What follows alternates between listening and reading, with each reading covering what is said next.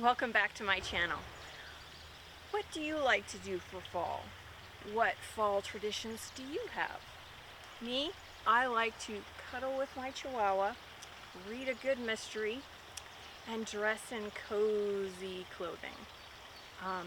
There's some fabric that I've been meaning to use for years in my stash, and please join me while I make a corduroy skirt for fall.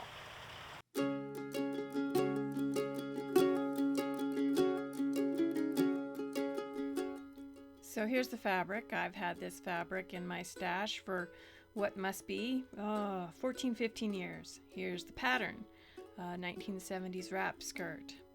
Little did I know that this wrap skirt was missing a pattern piece. It wasn't too big a deal. It was the waistband, but I think I have another pattern here that's from the same era, and but it was also missing the same piece.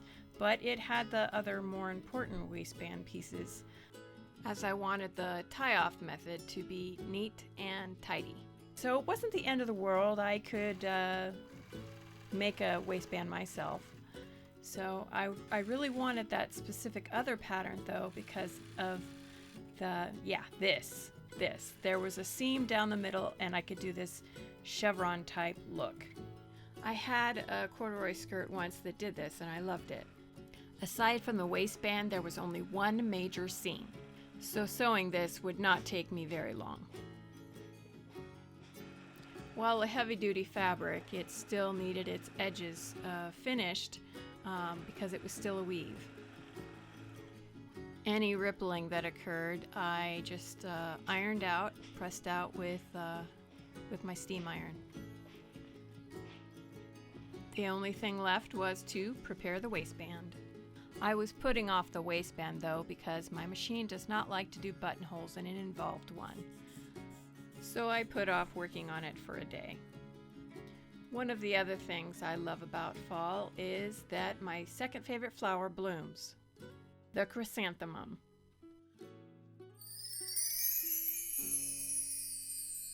This one I bought 2 years ago and I thought I killed it until it really started coming back before this fall.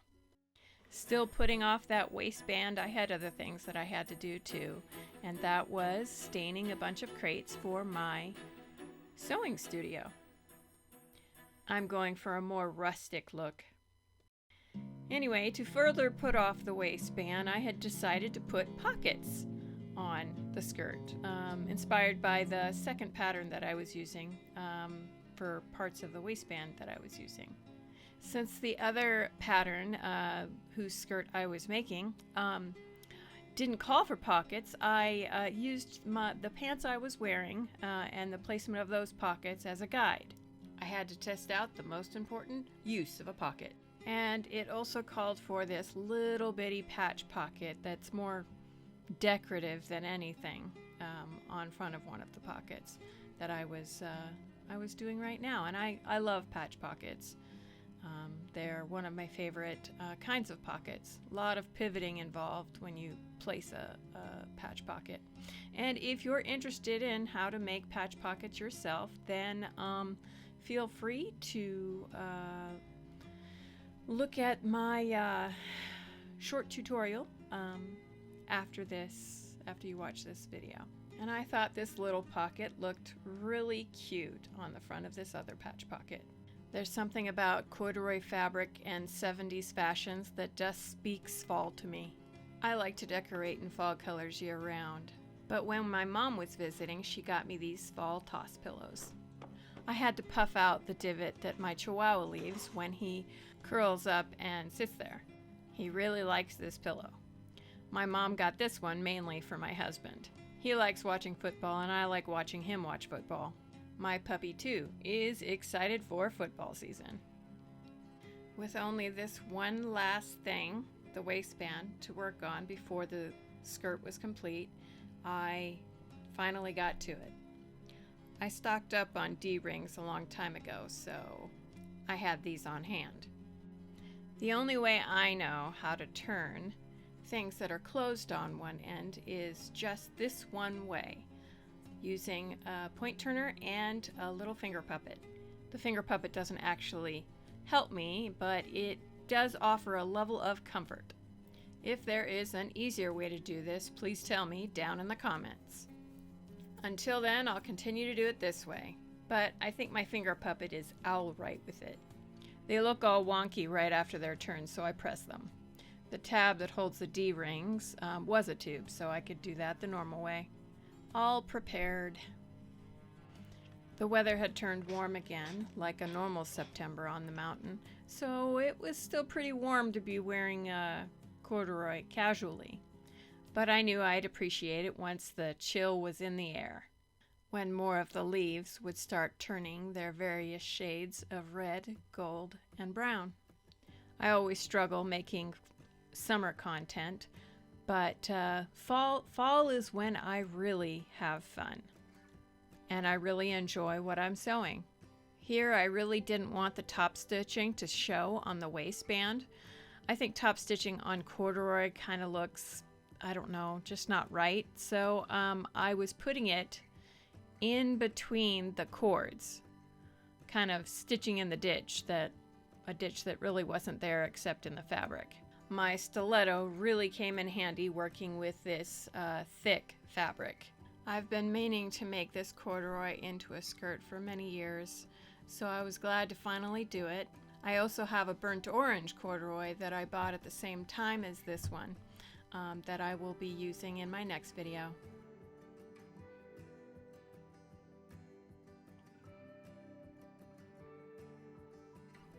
When working with a bulky fabric like this, I usually just do a basic turned up hem. If you're interested, I have a tutorial on a turned up hem, and I'll link to that down in the description. This is an example of a really good garment that you can put a turned up hem on when you don't want to take the time and the effort and messing with the needle with the heavy duty fabric. And as predicted, my machine did not cooperate and did not want to put in a buttonhole, so I had to finish the rest of it by hand. But it might have been due to the heavy-duty fabric. I'm not sure. My sewing machine is temperamental. I really have to take it in to get it serviced. It used to do buttonholes beautifully. Now not so much. I usually do my own maintenance on my sewing machines, but this is a problem with its built-in computer, and that is kind of out of my area of expertise. When Joann's had a sale on beads, I got a bunch for future projects, and I was making this bracelet to go with the skirt and any other thing that I had green, which is a lot. Lots of green and brown. Earth tones are my shade of choice, and they tend to look really good with my complexion too. I think my dog really likes my new toss pillows. He's breaking this one in and giving it a divot. Either he doesn't like the camera or he thinks he's in trouble. It's okay, my little Annie.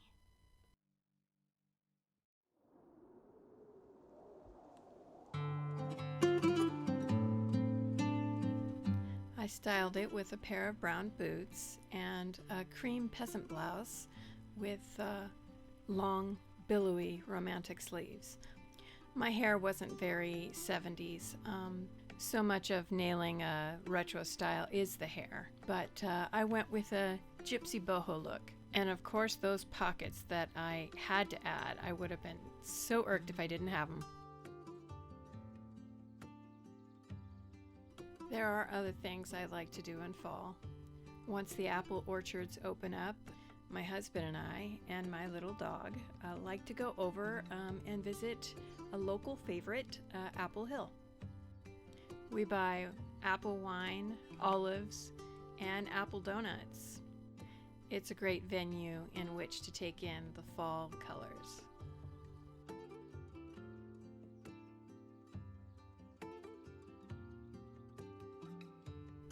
I also get in a mood for reading mysteries. I have a collection of Sherlock Holmes, but also a good Agatha Christie is Chef's Kiss this time of year. I have a fair amount of vintage mysteries, but then modern ones that take place during the fall are books that I reach for too.